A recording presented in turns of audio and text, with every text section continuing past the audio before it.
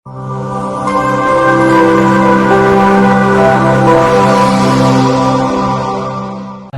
berbaring dan kaifiat yang telah kita terangkan di atas tadi, kaki menghadap ke arah barat, artinya menghadap ke arah kiblat atau baring dalam keadaan posisi miring menyamping, kepala itu ke sebelah kanan. Dan jikalau tidak mampu pun dalam keadaan posisi berbaring, posisi baring, maka sholatlah dengan keadaan isyarat di dalam hati. Artinya segala rukun sholat itu ya cukup diingat saja dan tidak perlu dibaca. Bila mana tidak mampu juga berarti mati orang itu. Jamaah yang dimuliakan oleh Allah Subhanahu wa taala. Jadi intinya adalah rukun sholat yang ketiga, yakni berdiri bagi yang mampu. Yang mampu bagi yang tak mampu tak usah dipaksakan. Jamaah hadirin wal hadirat yang dimuliakan oleh Allah Subhanahu wa taala. Bila mana kita menemukan suatu hal yang kita sholat, kalau dengan berdiri menyebabkan hilangnya kekhusyukan kita, lebih baik duduk.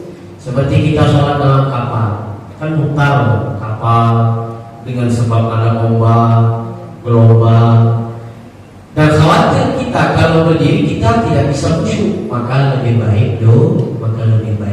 Meskipun pada hakikatnya kita mampu berdiri, namun karena ada sebab tadi takutnya mampu, karena mutarnya itu kapal disebabkan ombak, maka hal itu boleh sholat dalam keadaan duduk. Jamaah yang dimuliakan oleh Allah Subhanahu wa taala, berikutnya adalah rukun sholat yang keempat, warabihuha qira'atu fatihatin kulla rak'atin, yakni ialah membaca al-fatihah di tiap-tiap rakaat ma'al basmalatin, serta basmalah. Rukun sholat yang keempat ini rukun qauli, rukun bangsa ucapan, yakni ialah membaca al-fatihah di setiap rakaat ma'a basmalatin beserta basmalah.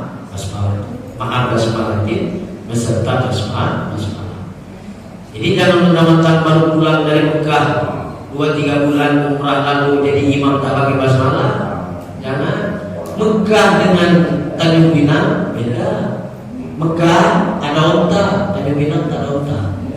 Mekah ada air zam, Tanjung Pinang tak ada air zam, kecuali memang dibawa bagi pembimbing haji. Mana mau pembimbing haji? Jadi kalau ada pembimbing haji dibawa biar lebih dikit. Jangan lupa kasih. Jamaah yang dimuliakan oleh Allah Subhanahu wa taala. Jadi Mekah dengan Tanjung Pinang ini tidak sama. Maksud tidak sama itu mazhabnya yang tidak sama. Baru pulang umrah 2-3 hari ada masjid di Tanjung Pinang, saya sebutkan baru 2 hari pulang dari umrah. Alhamdulillahirabbil alamin. Tanya kenapa tak pakai baca bismillah? Tukar tak pakai bismillah. Dalam hati saya Mekah Tanjung Pinang tidak sah.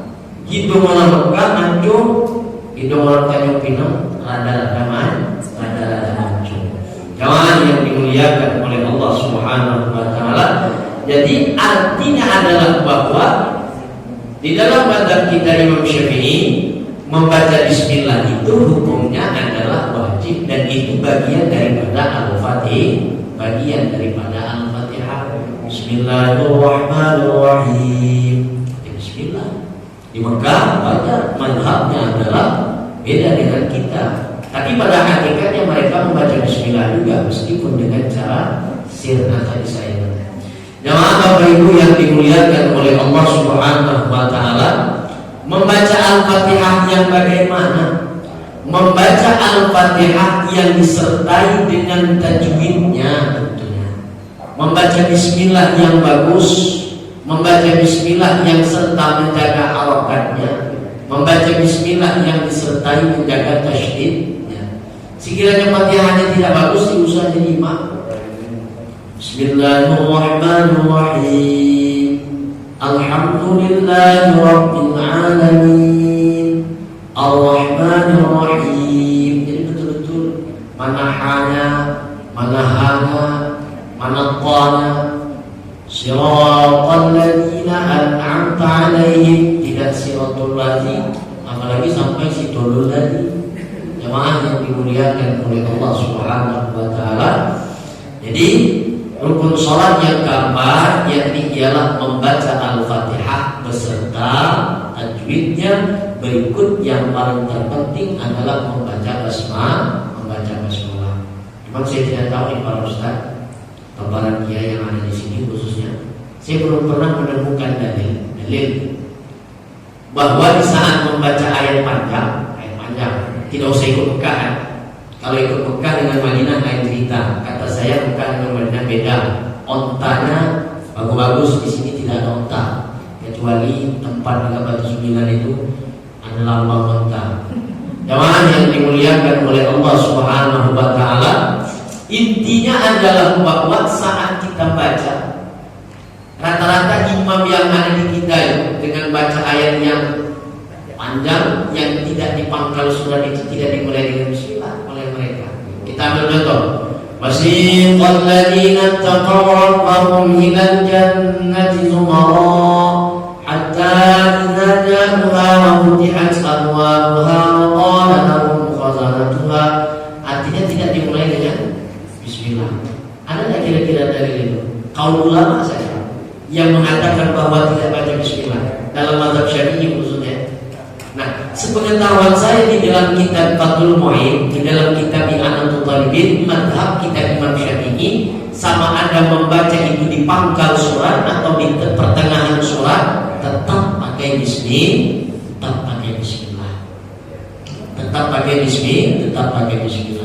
Jadi Bismillahirrahmanirrahim, baru baca ayat. Apakah ayat yang tidak berkenaan awalnya itu dengan bismillah? Tetap baca bismillah. Tapi orang yang tak pakai bismillah itu salah kah? Tidak salah. Cuman orang baik saja. Wong baca surah setelah Fatihah itu hukumnya adalah sunnah. Kalau dibalik bagaimana? Membaca ayat dulu, kemudian baru baca Fatihah dibalik. Sengaja maka batal salatnya. Tapi bila mana tidak disengaja lupa, maka itu hukumnya tidak membatalkan salat.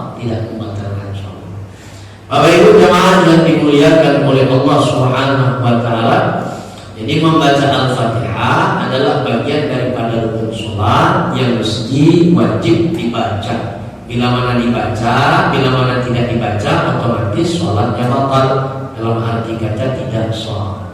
Kejadian umpamanya, misalkan ini, kita begitu selesai ruku misalnya, Sami Allahu liman hamidah, imam ingat tadi tak baca Fatihah, dan yakin betul-betul bahwa memang tidak baca Fatihah.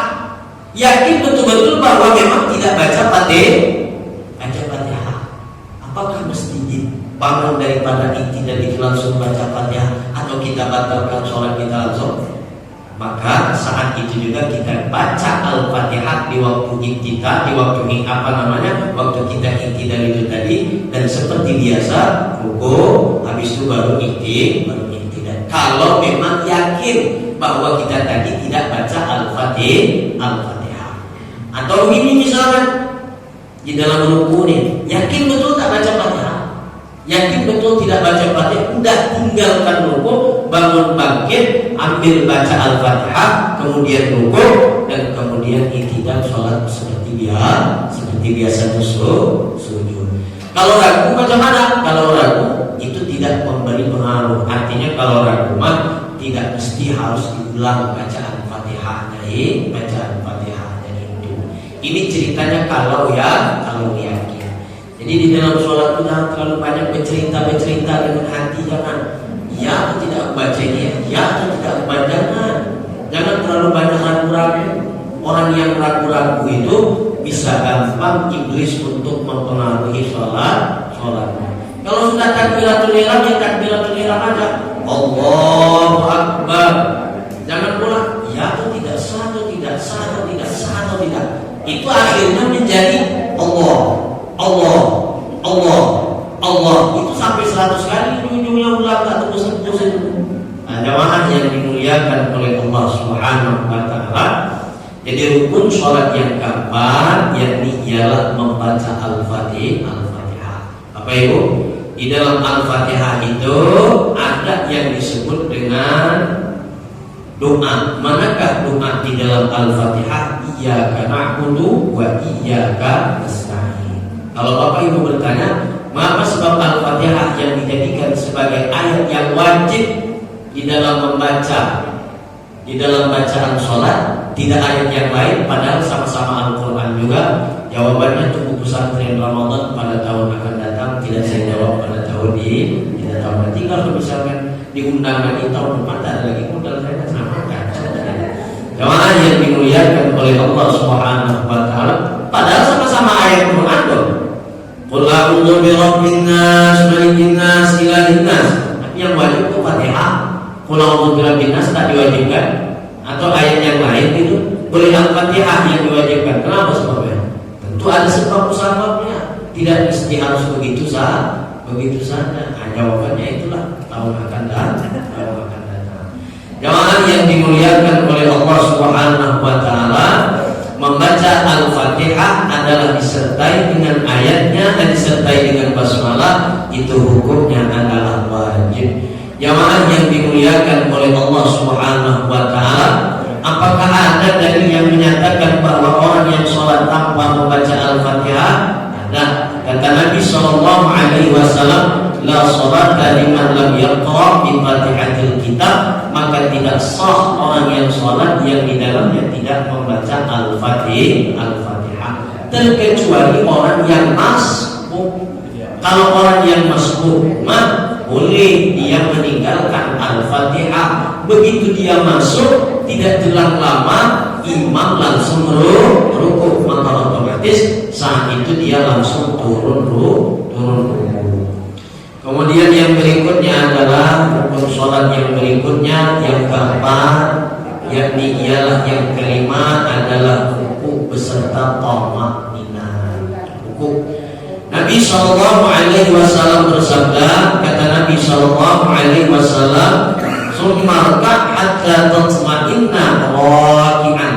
Kata Nabi sallallahu alaihi wasallam, rukuklah hingga thama'ninah raki'an, dengan rukuk yang sempurna.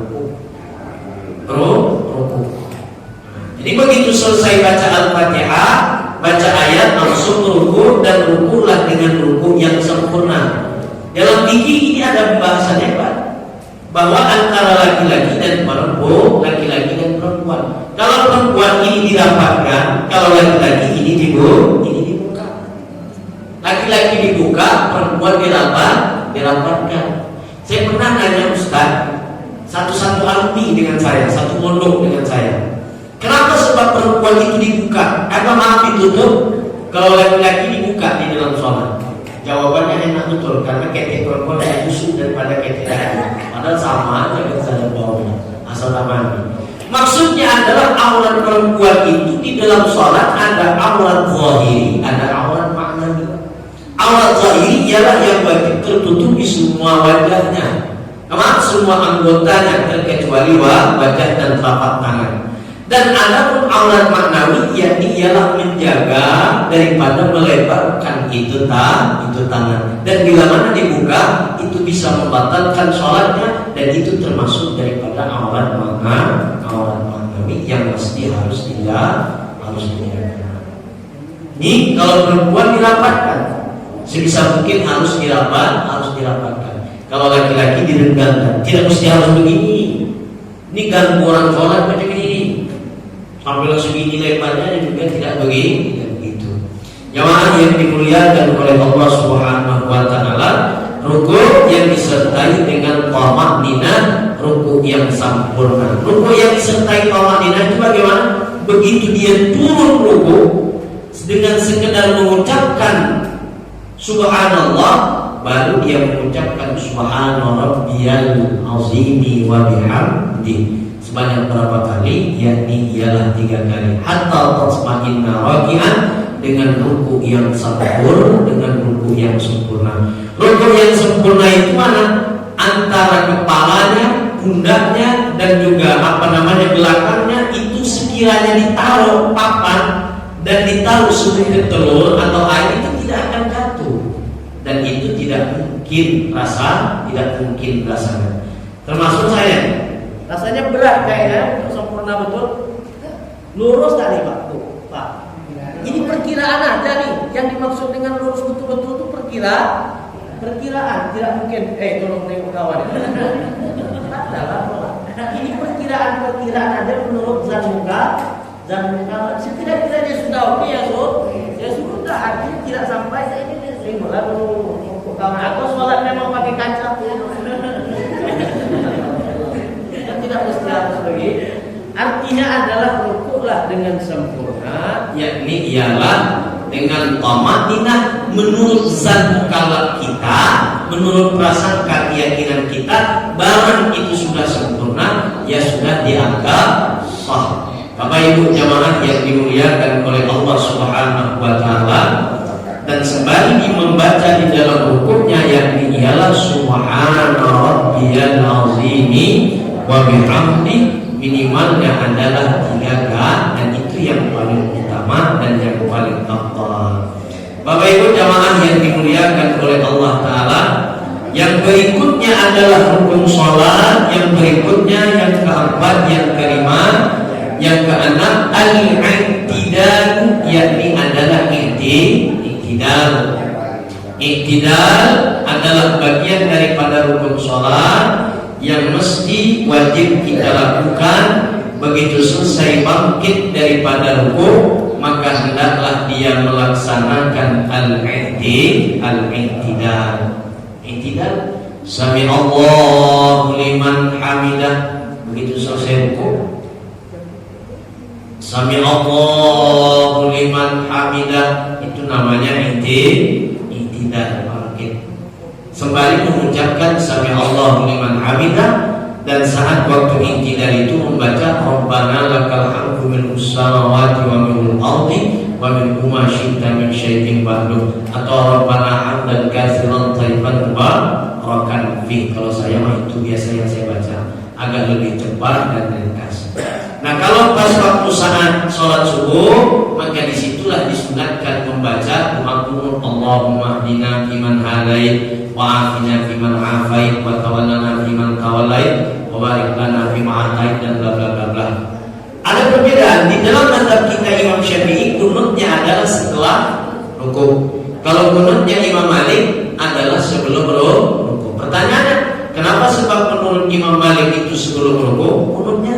Di dalam mazhab Imam Syafi'i adalah setelah rukuk. Jawabannya adalah karena menurut Imam Malik memanjangkan rukun qasir. Ini kan rukun qasir, rukun pendek, artinya tidak boleh lama-lama, batal. Kalau menurut Imam Syafi'i, yakni memanjangkan rukun qasir, rukun yang sifatnya pendek, dengan sebab ada tujuan yang tertentu, maka itu hukumnya tidak membatalkan sholat, Makanya di dalam pendapat mana saja, apabila kita menjadi imam, lalu ada orang yang mengikuti kita, yang dia itu tidak kunut, diam aja dia, itu bisa dinyatakan batal sholatnya. Batal. Kenapa sebab batal? Karena dia tidak mengikuti imam. Oh, kami tetap mengikuti imam. Kalau Anda mengikuti imam, tentu kamu mengangkat orang yang mengikuti imam adalah mengaminkan di saat imam membaca doaku. Kalau dia begini, ini mengikuti imam atau tidak mengikuti imam? Tidak mengikuti imam, berarti berdiri dengan menunggu imam selesai, memanjatkan rukun qasir dengan tanpa ada sebab di dalam mazhab kita Imam Syafi'i, maka itu hukumnya adalah batal. Tapi kami mazhabnya Imam Abu Hanifah. Imam Syafi'i ketika berziarah di makam Imam Abu Hanifah, dan kebetulan di situ tidak ada kunut, dan beliau pun tidak kunut, karena pendapat Imam Abu Hanifah memang tidak pakai kunut.